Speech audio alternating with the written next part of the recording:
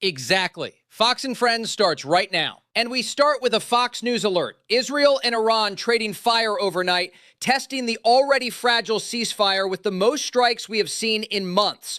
President Trump posting to Truth Social just a few minutes ago saying, quote, Israel and Iran must immediately stop shooting. Nice try. It's not going to work. Chief Foreign Correspondent Trey Yingst is live in Tel Aviv with the latest. Trey? Yeah, guys, good morning. An eventful 24 hours across the Middle East. Just last hour, more explosions report in the Iranian capital of Tehran. Israel goes on the offensive, waves of ballistic missiles fired at this country overnight. This all started yesterday afternoon when the IDF struck the Lebanese capital of Beirut, hitting the Dhaka neighborhood, a Hezbollah stronghold. Iranian officials later threatened to target Israel and launched waves of ballistic missiles toward the northern part of this country, sending hundreds of thousands of people into bomb shelters.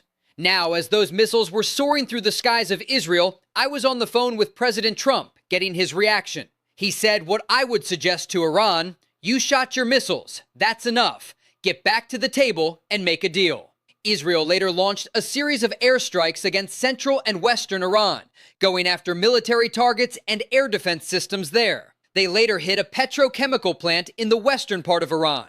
The Iranians responded with more waves of ballistic missiles against this country, and the Iran-backed Houthis in Yemen launched 2 missiles towards central Israel, triggering sirens in Tel Aviv. A lot of kinetic action overnight. Back and forth sirens sounding across this country. Millions of people in bomb shelters, and the region now waits to see if there will be more Iranian fire in the hours ahead. Guys? So right now, Trey, is Israel on board 2 fronts? Is it also hitting back? So it's hitting back not only in Israel, it's hitting back inside Lebanon, right? Yes, this remains the multi-front war, and we should be very clear here. The ceasefire is over. The Iran is launching dozens of ballistic missiles at this country. The Israelis are conducting extensive airstrikes across Iran. This is not a ceasefire. This is a return to war. President Trump is calling on both sides to stop shooting. He would like to see a return to the negotiating table and reach a diplomatic solution to end the regional conflict. When I spoke with the president last night, he told me he was not happy that the Israelis struck the Lebanese capital of Beirut that led to this exchange of fire. When you talk with Israeli officials, they say we have been coming under Hezbollah rocket and drone attacks and had no other option. Again, the president just minutes ago taking to Truth Social, calling on both Israel and Iran to cease fire. At this moment, the Israelis are facing incoming fire, not just from Iran, but Hezbollah in southern Lebanon. And that attack from the Houthis, which was very rare, we saw today the sirens sounding across Tel Aviv early this morning, served as alarm clock for the Israeli people here in Israel's second largest city. We can hear explosions in the distance as that incoming fire was shot down.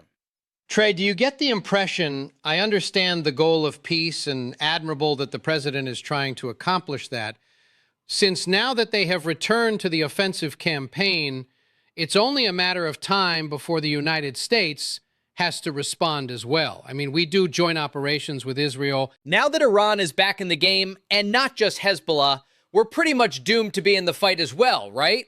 Yeah. Israeli military officials tells Fox News this morning that the United States is helping with defense right now to shoot down some of this incoming fire. Remember, the Israelis not just have a tiered missile defense system that we'll go through briefly with the Iron Dome, David's, Sling and Arrow 2 and 3 systems.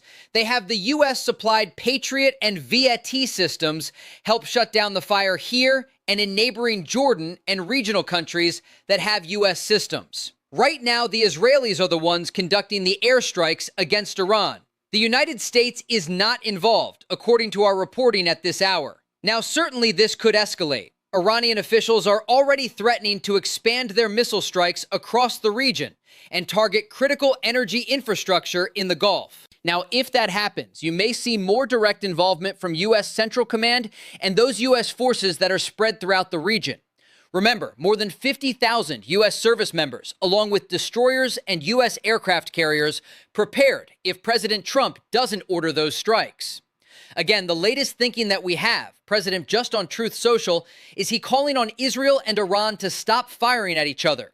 But at this point, the question is whether or not they're going to listen, because we are not looking at a small quarrel. an exchange of fire like we have seen in the Persian Gulf in recent weeks, where there are a few drones or missiles exchanged with few airstrikes. This is a war right now, and we are looking at around 30 ballistic missiles that were launched into Israel and dozens of Israeli strikes that targeted the Iranian regime. So I guess we are back to square one now, right? The president suggested that a deal was close. And he said, but, quote, now this takes place. He was also talking about the supreme leader said, is he younger and more rational than his father, the Ayatollah? He said he is part of the talks. He is very badly injured, but he has not spoken him to directly. Trey? Yes, and when I spoke with President Trump last night, he told me he thought a deal could be reached Monday, Tuesday, or Wednesday of this week. And now this happens. And so obviously there is a recalculation taking place. But the president has been working overtime to try and reach diplomatic solution with the Iranians that would do a few things. It would open the Strait of Hormuz, ultimately address Iran's nuclear ambitions, and stop the rising regional tension. And the president still believes he can get this deal done. Remember, this is a president who has made difficult deals in the Middle East, including the one that ended the war between Israel and Hamas several months ago. And when we look at the situation now, this is again an off-ramp for the Iranian regime. The president spoke a little bit about this when I spoke with him last night. He said, look, if the United States were to return to bombing Iran, it would cause significant damage to the infrastructure of the country. Not just the infrastructure that supports the military, but also the civilian population there, around 90 million Iranians. That is why the president so far has avoided hitting plans. He has not hit those power plants that he spoke about a couple months ago at the end of Operation Epic Fury, understanding that this would unravel the situation even further. And he wants to exert all effort possible to reach a diplomatic solution before returning to military combat operations. Now, again, at this moment, the war has resumed in limited capacity, specifically between Iran and Israel. The president is calling on both sides to stop firing, but we know, according to the Israeli military, around 30 incoming ballistic missiles were counted by forces here. And the Israelis have launched dozens of strikes against the Iranian regime. Wow. Of course, we see launchers were, and take note of that, and so will the Israelis, because we could see everything. Thanks so much, Trey. Obviously, every time we go to them, it's going to be different. A couple of things. I think that the Israelis are trying to be measured, but they are being hit. Hezbollah never signed on to any peace deal. He was saying Lebanon and Israel are talking. Have peace? Hezbollah says no. Sorry, rocketing Israel again. They have to answer back. They said, why won't you be more surgical? Israel Katz, the defense minister, says we wiped out 4 IRGC members. What are they doing in Lebanon? You are not killing Lebanese Christians. You are killing IRGC, arming up and training Hezbollah to rocket Israel. There is a distinction between the Lebanese people and Lebanese government and the terror group. Right. That's one thing. They want Hezbollah out. We keep merging them together when we are talking about it. They are separate. There can be talks between Israel and the government, but that has nothing to do with the terror group. Mike Huckabee, our ambassador there, he was actually on X from a shelter. He also wrote this on X, which is a good reminder of how dangerous Iran is. Iran fired missiles at Israel last night and early today. The missile alert sounded at 6 a.m. in Jerusalem. They were intercepted, thank God. Iran and its proxy agents of evil want to incinerate America and Israel.